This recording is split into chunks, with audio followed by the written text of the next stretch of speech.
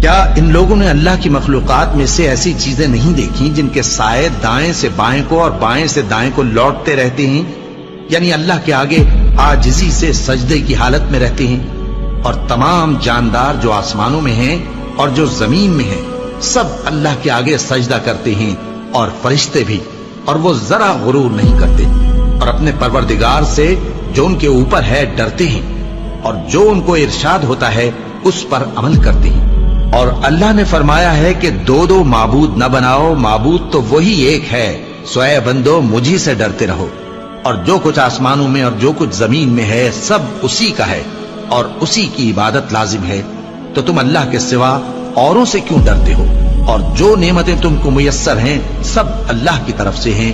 پھر جب تم کو کوئی تکلیف پہنچتی ہے تو اسی کے آگے فریاد کرتے ہو، پھر جب وہ تم سے تکلیف کو دور کر دیتا ہے تو کچھ لوگ تم میں سے اللہ کے ساتھ شریک کرنے لگتے ہیں تاکہ جو نعمتیں ہم نے ان کو عطا فرمائی ہیں ان کی ناشکری کریں۔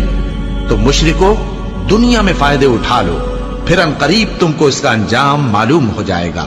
کیا لوگوں تمہارے پاس تمہارے پروردگار کی طرف سے نصیحت اور دلوں کی بیماریوں کی شفا اور مومنوں کے لیے ہدایت اور رحمت آ پہنچی ہے؟ کہہ دو کہ یہ کتاب اللہ کے فضل اور اس کی مہربانی سے نازل ہوئی ہے، تو چاہیے کہ لوگ اس سے خوش ہوں۔ یہ اس سے کہیں بہتر ہے جو وہ جمع کرتے ہیں۔ کہو کہ بھلا دیکھو تو اللہ نے تمہارے لیے جو رزق نازل فرمایا تو تم نے اس میں سے بعض کو حرام ٹھہرایا اور بعض کو حلال۔ ان سے پوچھو کیا اللہ نے تمہیں اس کا حکم دیا ہے یا تم اللہ پر جھوٹ باندھتے ہو؟ اور جو لوگ اللہ پر جھوٹ باندھتے ہیں وہ قیامت کے دن کی نسبت کیا خیال رکھتے ہیں؟ بے شک اللہ لوگوں پر مہربان ہے، لیکن اکثر لوگ شکر نہیں کرتے۔ اور تم جس حال میں ہوتے ہو یا قرآن میں سے کچھ پڑھتے ہو یا تم لوگ کوئی اور کام کرتے ہو، جب اس میں مصروف ہوتے ہو تو ہم تمہارے پاس ہوتے ہیں، اور تمہارے پروردگار سے کوئی ذرہ بھر بھی چیز پوشیدہ نہیں رہتی، نہ زمین میں اور نہ آسمان میں، اور نہ کوئی چیز ہے اس سے چھوٹی اور نہ بڑی مگر کتاب روشن میں لکھی ہوئی ہے۔ سن رکھو کہ جو اللہ کے دوست ہیں ان کو نہ کچھ خوف ہوگا اور نہ وہ غمناک ہوں گے، یعنی وہ جو ایمان لائے اور پرہیزگار رہے ان کے لیے دنیا کی زندگی میں بھی بشارت ہے اور آخرت میں بھی۔ اللہ کی باتیں بدلتی نہیں، یہی تو بڑی کامیابی ہے۔